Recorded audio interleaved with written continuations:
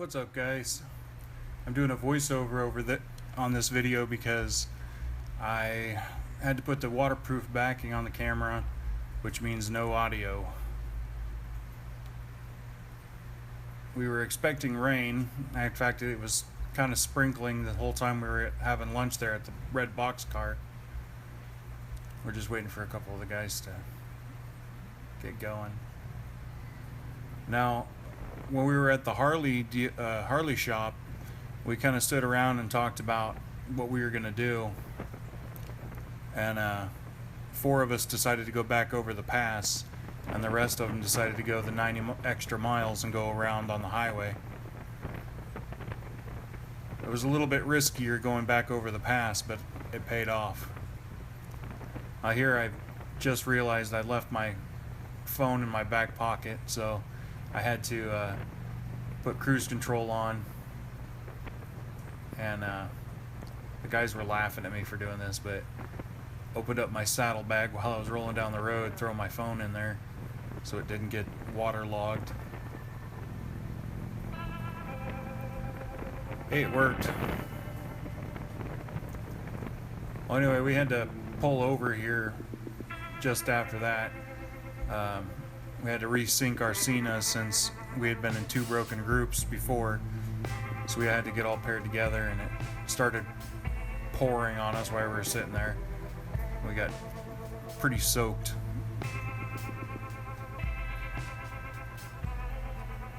Nothing worse than sitting still in the rain, I tell you.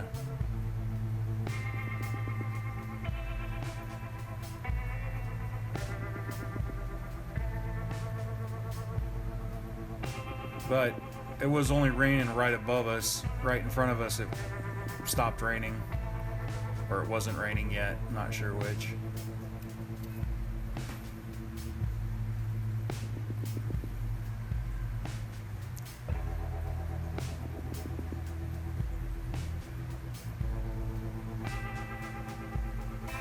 Had a little bit of a chance to dry off before the actual pass. It was actually quite beautiful headed back up the pass from Red Lodge. You can see in the valley the shadow of the mountain was creeping up the other side.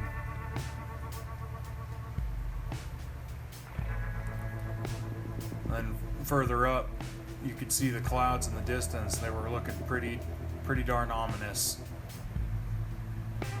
We were going to be in for some rain for sure.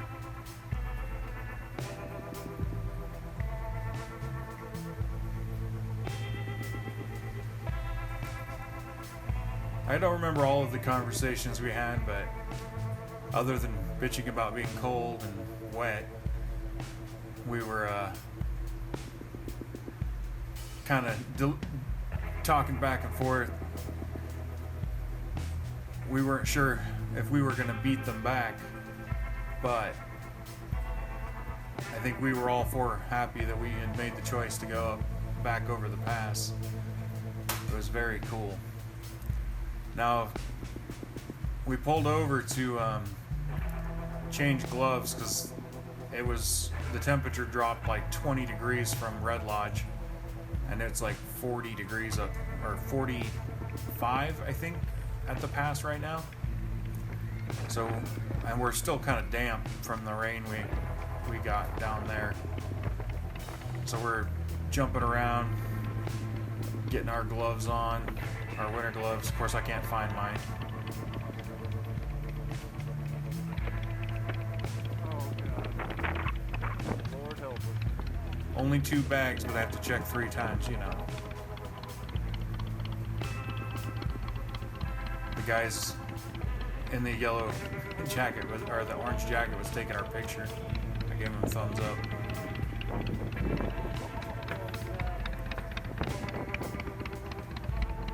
Crazy motorcyclists. And right about now, you can't see it because it's very fine, but it starts snowing. Just little teeny tiny snowflakes. Mike decides he wants to take a picture of the sign, so he runs over there. And that's when he starts seeing the bigger chunks of snowflakes coming down. And I think you can see some of the bigger yeah. ones against the black of his bag. Snowflake. If I can stop moving my head around. A couple of big snowflake chunks fall. Well, after we left the top of the pass, the snowflakes ended up just being little droplets of water. But it wasn't raining too bad. Not yet, anyways. But you could definitely see the rain in the distance.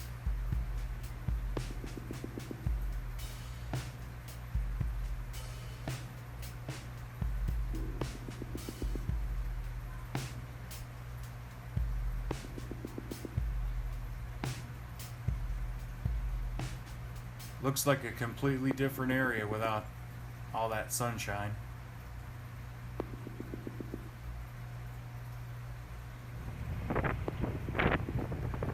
So we made it back just as we were coming into or approaching top of the world.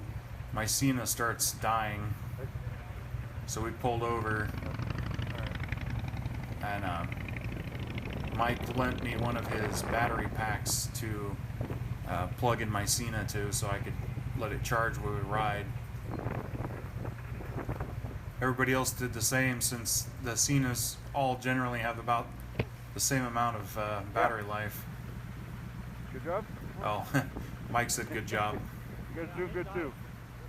We're booking it through them hills, the twisties. Yeah, it was like doo-doo-doo. Low battery. Yeah. Well, I know that it only does it 3 times and then it's dead.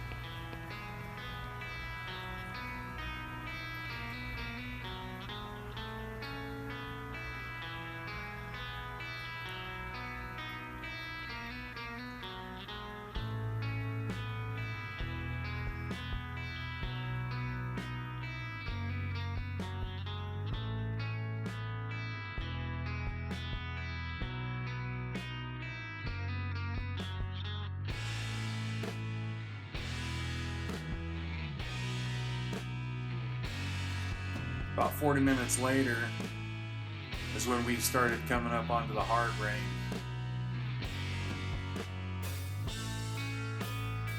And it did rain. It poured. For many miles.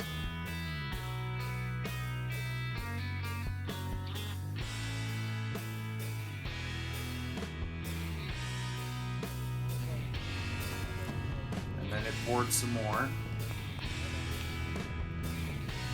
Actually, it got so bad that my visor was drenched inside and out with rain. I couldn't see a thing, so Jeff took lead. He had heated gear on, and I guess his pin lock was working better than mine. But yeah, the rain just kept getting worse and worse. We were in pretty good spirits for the most part. We were pretty cold though.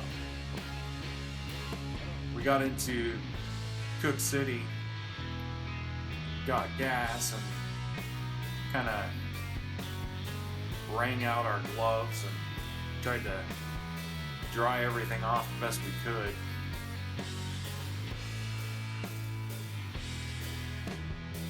And hit the road.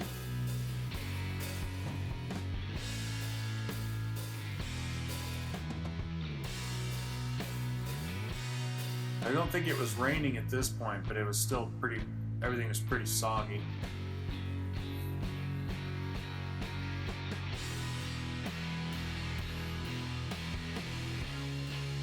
There were dark thunderheads up ahead from there, but we didn't get any rain up to this point. This is where we're entering the park again. It was pretty late, I think 8 or 9, I think. Park was closed. It looks a lot brighter with the camera because it corrects the light, but you can see my headlight, so it's actually pretty dark.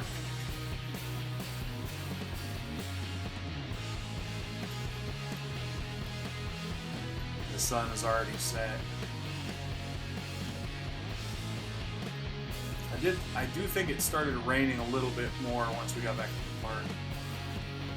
Oh, here's one of the herds of buffalo we went through. This one was pretty scattered. But there were a couple that were pretty close to the road. As you can tell, I'm a little nervous about charging buffalo. Especially right here. This one was facing the road. I'll give him a wide berth there. Of course, the guys are laughing at me. In the road up ahead, it's hard to make out, but there was an antelope. He's taking off there to the left.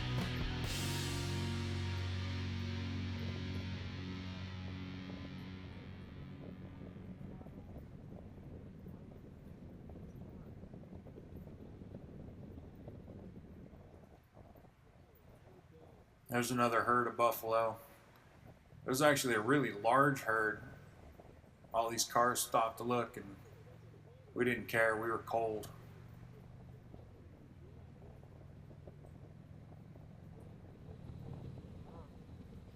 About this time, it's just too dark to see anything, so I cut most of this out. But we were talking to each other about how freaky and scary it is going through some of these parts of the park in the dark with nothing around. We did eventually make it to the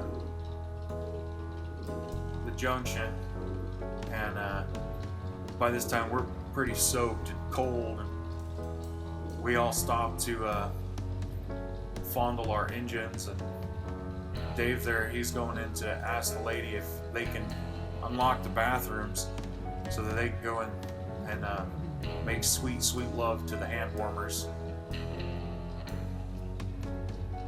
She was pretty nice about it.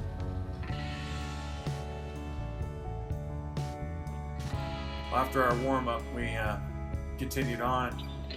Actually, not far from there, and we ran into a herd of antelope that were clogging up the road. But again, you can't see anything, so. But they split and went either direction. I'm pretty sure we'd seen other buffalo too, but it's too dark to make anything out. But when we stopped at the gas station, I'd unplugged my Cena from the charger, and figuring it had been charging for a while and it was probably charged enough. It wasn't. So we lost communication, but we were close, so they just pushed me into the middle. We got back into town. Cold and wet. And it's about 10:45 at night. We're fueling up because tomorrow is the ride through the Grand Tetons and then home. So we want to get an early start tomorrow. So we were fueling up tonight.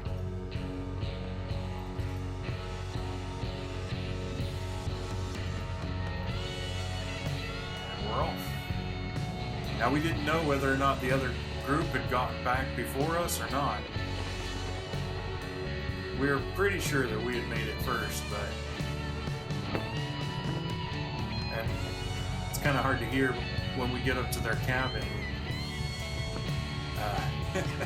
You can hear me say, "We win!" We were expecting them back at any moment. They ended up rolling in about a little over 2 hours later after we had arrived. And at that time I had parked the bike, unpacked the stuff from the bike, got undressed, got in my jammies, and then took all my riding gear over to the dryers and threw them in the dryers and got them nice and dry for tomorrow.